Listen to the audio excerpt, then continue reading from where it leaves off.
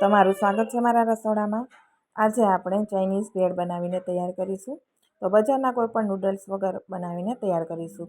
તો રોટલીમાંથી એકદમ હેલ્ધી એવી તો 2 રોટલી અહીંયા મારે વધારી ગઈ હતી। તે વધેલી રોટલીમાંથી આપણે આજે ચાઇનીઝ ભેળ બનાવી દઈશું। તો રોટલીનો રોલ આ રીતે પપુડી વાળી દઈશું અને પાતળા પાતળા લચ્છામાં આપણે કટિંગ કરી દેવાનું છે।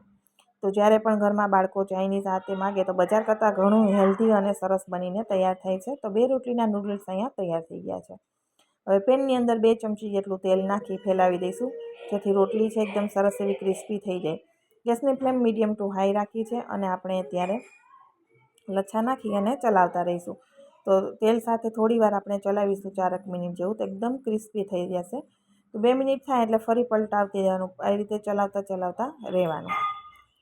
સતત આ રીતે ચલાવતા રહીશું, જેથી આનો કલર પણ ગોલ્ડન જેવો આવી જાય અને એકદમ ક્રિસ્પી થઈ જાય। ત્યાં સુધી આપણે લચ્છાને તેલ સાથે ફ્રાય કરવાના છે। તો અહીંયા કલર એકદમ બદલાઈ ગયો છે।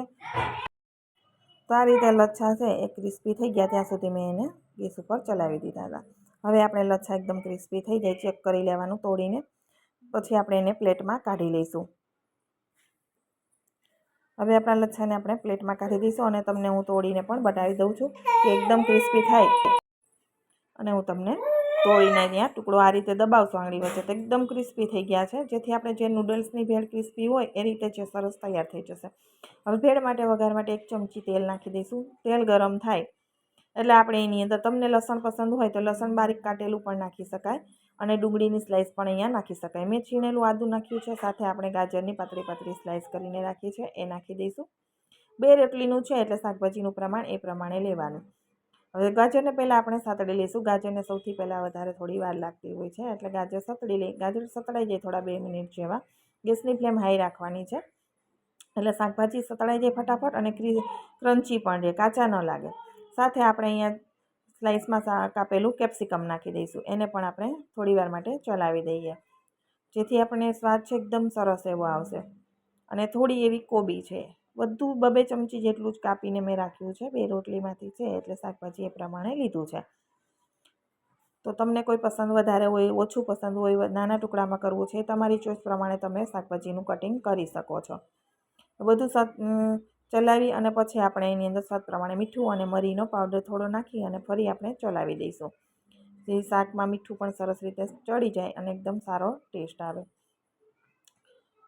સરસ રીતે સાતળી લઈશું અને તમને ખબર જ પડી જશે કે શાકભાજી સતળાઈ ગયા છે, કાચા લાગતા નથી। ત્યાર પછી ગેસની ફ્લેમ લો કરી અને ચીલી સોસ, સોયા સોસ અને 2 ચમચી ટોમેટો સોસ નાખી દઈશું। જે રીતે આપણે ચાઇનીઝ ભેળમાં વઘાર કરતા હોઈએ છીએ એ જ રીતે આપણે આ બનાવવાનું છે। તો સરસ રીતે મિક્સ કરી દઈશું બધા સોસને અને ત્યાર પછી આપણે ક્રિસ્પી કરેલી રોટલીના નૂડલ્સ છે એ નાખી દઈશું લચ્છા, અને એને પણ આપણે મિક્સ કરી દઈશું। તમને મારી ચાઇનીઝ ભેળની રેસીપી પસંદ આવી હોય તો મારી ચેનલને સબસ્ક્રાઈબ જરૂરથી કરજો, વિડીયોને લાઇક આપજો, કોમેન્ટ બોક્સમાં પણ જણાવજો કે વધેલી રોટલીમાંથી ચાઇનીઝ ભેળ કેવી લાગી છે। તો એકદમ સરસ રીતે આપણે એને મિક્સ કરી દઈશું અને બધા લચ્છા ઉપર સરસ એવો સોસ થઈ જાય ત્યાં સુધી કરવાનું। જો તમને ઓછો સોસ છે ને ટેસ્ટ સારો ન લાગે તો ફરી 1 ચમચી જેટલો નાખી શકાય, પરંતુ આ પરફેક્ટ માપ છે 2 રોટલી માટે।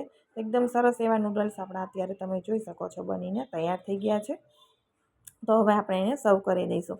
તો જ્યારે પણ નાના બાળકો હોય કે રોટલી વધી હોય તો તમે આ રીતે નાસ્તો બનાવી દો તો બધાને ભાવે અને ટેસ્ટ પણ સારો લાગે। વધેલી રોટલી આમ કોઈને ભાવે નહીં, ઠંડી રોટલી હોય તો ખાવામાં પણ ભાવે નહીં, તો નવી રેસીપીઓ આપણે બનાવતા હોઈએ। એકદમ સરસ એવી આપણી લચ્છા ભેળ બનીને અત્યારે તૈયાર થઈ ગઈ છે।